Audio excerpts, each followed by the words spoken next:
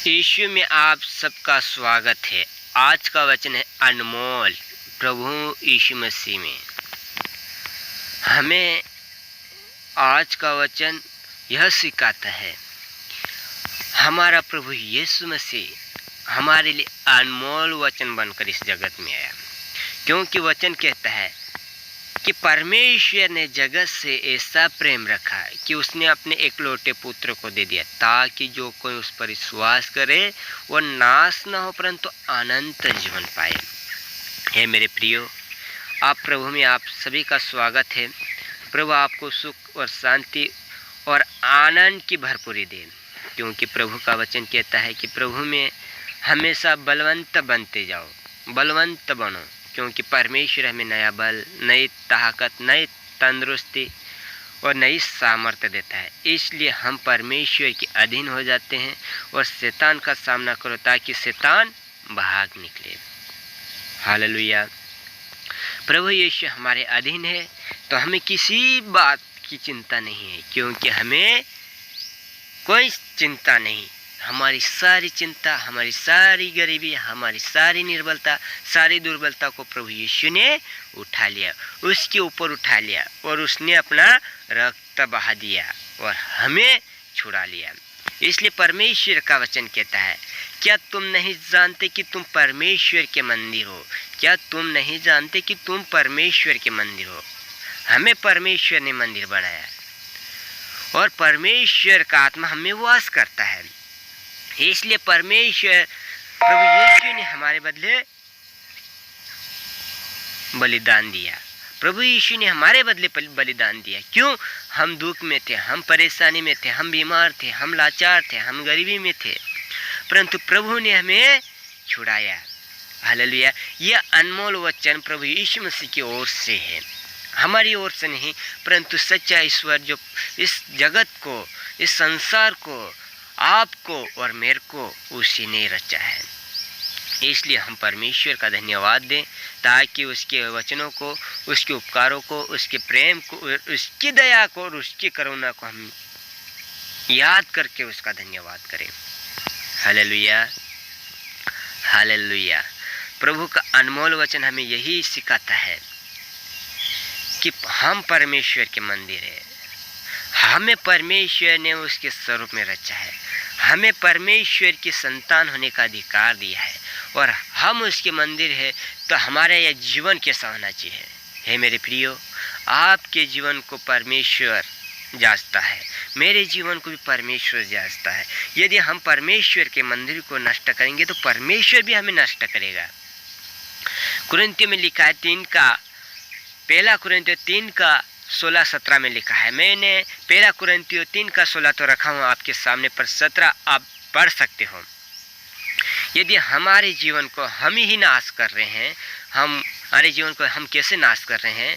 गुटखा खा रहे, मदिरा पी रहे हैं, नशा कर रहे हैं, व्यभिचार कर रहे हैं, बुरी बुरी आदतें हमारे अंदर डालते जा रहे, और परमेश्वर का वचन कहता है कि तुम्हारा यह देह है वो परमेश्वर का मंदिर है, और हम इस देह में परमेश्वर को छोड़कर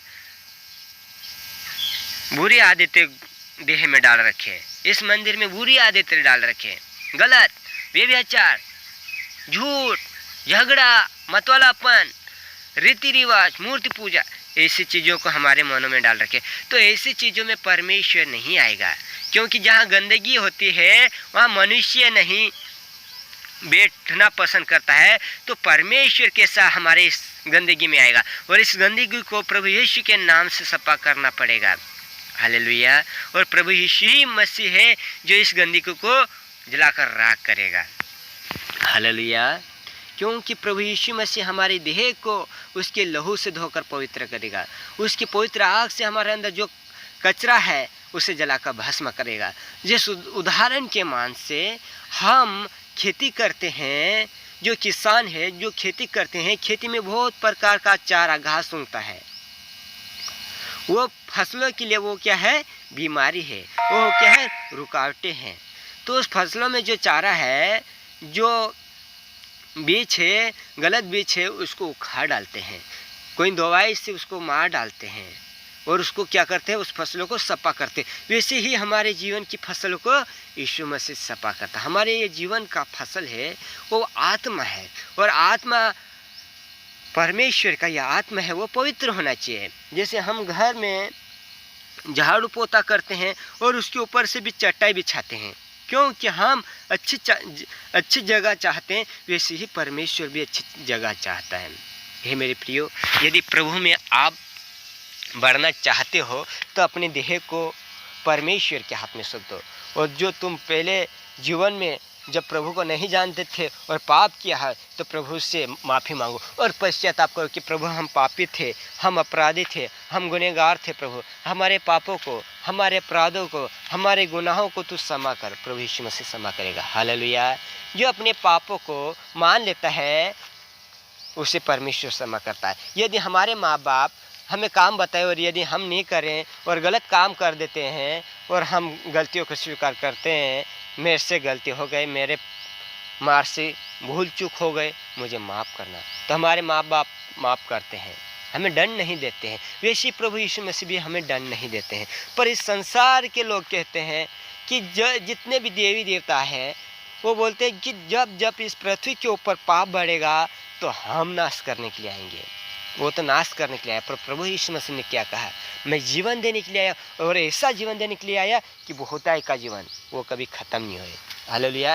यीशु मसीह जीवन देने के लिए आया। और जिस संसार में लोग, शैतान उनके मनों को अंधा कर दिया है, इसलिए वो क्या परमेश्वर की बनाई हुई रचना, परमेश्वर की बनाए हुए लोग और परमेश्वर के बनाए हुए जीव जंतु सब कुछ है परमेश्वर ही ने बनाया, परमेश्वर ही ने रचा। परंतु लोगों की बुद्धि इतनी मूर्ख हो गई कि परमेश्वर के बनाए हुए को पूज रहे। पेड़ पौधे को किसने बनाया, परमेश्वर ने बनाया। लोग क्या कर रहे, पेड़ पौधे की पूजा पाठ कर रहे। पानी को किसने बनाया, पानी को भी परमेश्वर ने बनाया। लोग पानी को भी गंगा करके उसकी पूजा कर रहे हैं, कितने मूर्ख हो गए। गाय को किसने बनाया, परमेश्वर ने बनाया।